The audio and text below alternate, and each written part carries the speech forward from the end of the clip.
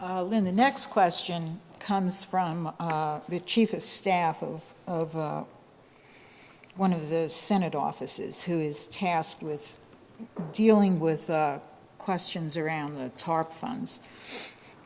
He says, Mr. LaRouche, as you know, former Federal Reserve Chairman Paul Volcker, speaking on behalf of a group that includes Secretary Treasury Geithner, Larry Summers, and a host of others who now have official positions in the Obama administration, issued a strong recommendation for a return to the Glass-Steagall framework along with other strong regulatory measures. But Mr. Volcker also indicated that for these measures to work, other issues would have to be addressed first. Specifically, the fact that in the absence of regulatory control, the banking system is drowning in toxic paper, and all U.S. banks are essentially bankrupt. Now,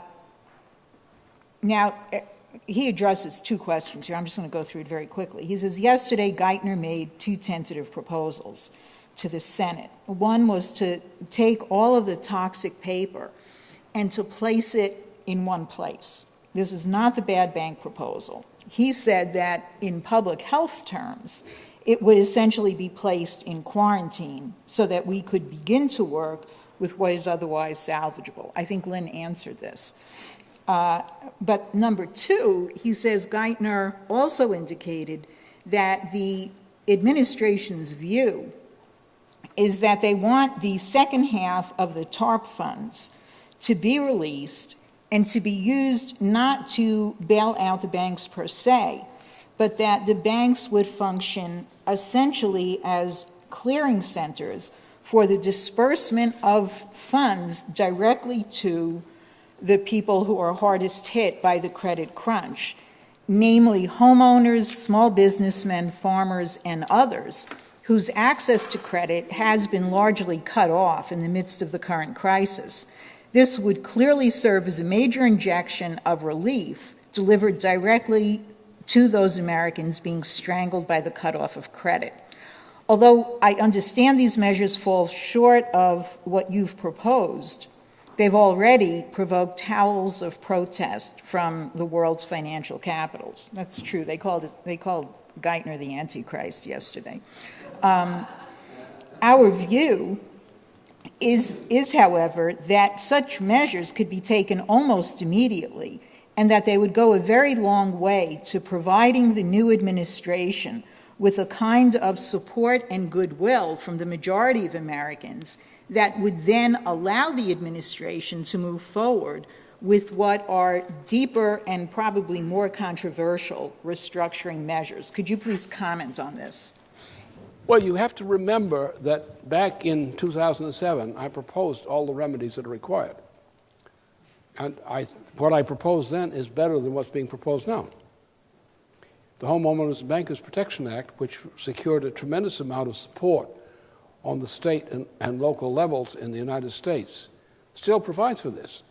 You don't need to mix this thing up.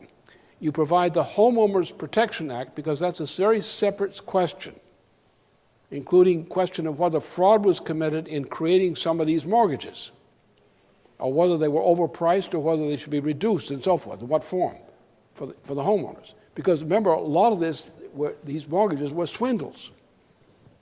And today, the value of the property, which is mortgaged, is vastly below the mortgage. So therefore, separate the homeowner question, mortgages, from the other questions. This is a product, if you don't like that, blame Alan Greenspan. He created the monster, he created the mess. All right, then go to the bankers as a separate issue.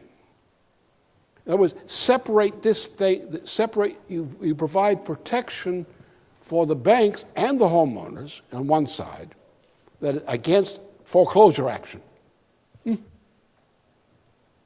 And on the other side, you then protect the banks to be able to continue to issue and other loans. And instead of having the money dispersed like a pass-out, a one-time pass-out, it's all right to have a level of what you intend to bail out But I would put it two ways. I would take, first of all, enact the Homeowners and Bankers Protection Act, simply. Then go to the fact that that act was proposed at a time before the crime had been committed. And the crime was committed with the Barney and bailout thing. All right? So then go to the bank question. What we want to do is, on the turn of a dime, is have on one day, the garbage is now declared out of the system. It's in a depository which is not going to be argued anymore. We're going to take what is valid in the banking system, that is, which corresponds to a chartered bank, and go straight forward to this thing. Don't go with this mishmash, maybe this and that, so straight. You had a bank which, under the previous administration, and there is a question as to whether there was something criminal or tantamount to criminal in the way the Bush administration handled this thing in 2007, 2008. Did the Bush administration commit crimes? Are you going to get and compound this mess of crime before the question of whether the crime is committed or not is settled? Maybe the president committed a crime, committed a fraud against the people. Maybe his officials assisted in a fraud against the people, against the United States. I think they did. I think after a Pecora-type investigation, the American people would think so. So let's get the Pecora Commission process started. Let's settle the thing and put this thing in one compartment. If it qualifies as what had been a chartered bank consideration under Glass-Steagall, then it goes in one category and the bank goes back and starts functioning right again in that department as before. Credit can be supplied by the federal government to these banks through not the Federal Reserve System right now, because the Federal Reserve System is not trustworthy. It's also bankrupt. Therefore, we have to go through a facility by putting the Federal Reserve in bankruptcy. If you don't put it in bankruptcy, how are you going to do it? And then you have to think of where you're going to move this whole operation. You're going to move to what Hamilton conceived as national banking. And you're going to take Andy Jackson and say, Andy Jackson, you may be a good Democrat, but you're a lousy American. Because what you did in repealing the Hamilton's design was to set us up for the 1837 panic. And you, in a sense, are setting us up for something like the 1837 panic all over again, which almost destroyed the entire financial banking system of the United States.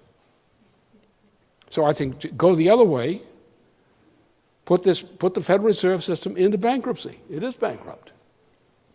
Separate what we used to be considered as the chartered bank accounts from the crazy stuff. Put the crazy stuff in a completely different department. Sort it out and see if something in the garbage you want to save. But put it in a completely different category. Get it out of there. Reverse the bailout. Because the bailout was a swindle against the American people. And I'm sure that a new Pecora Commission would have that finding.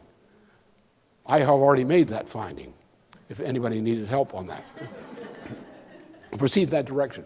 Don't try to compromise language extremely. You just make things more complicated. Don't cut half of the head off with a guillotine.